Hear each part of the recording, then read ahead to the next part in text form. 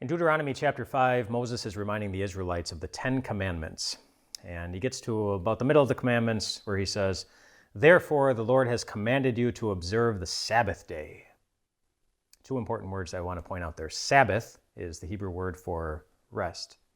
So their Sabbath was a day of rest. It was a day for physical rest, where they were not allowed to work.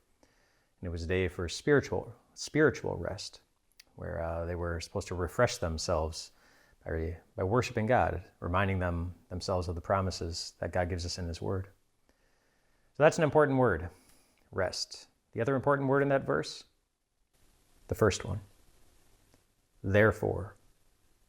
Anytime you see the word therefore in the Bible, it's a good idea to ask what it's there for.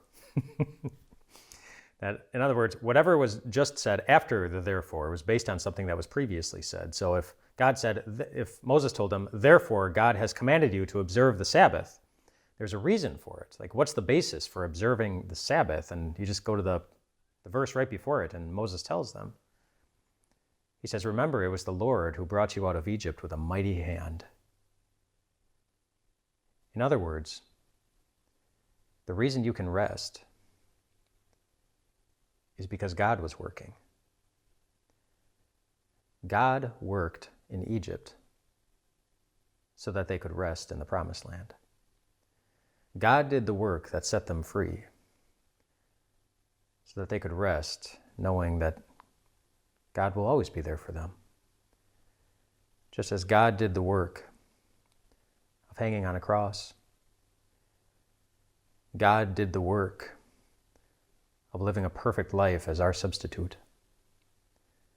God did the work of defeating death so that you could rest. So you could rest your soul in Him. And rest your soul in Him every day, knowing that God is still working in your life, in the lives of those you love, so that you can rest well tonight and every night, my friends,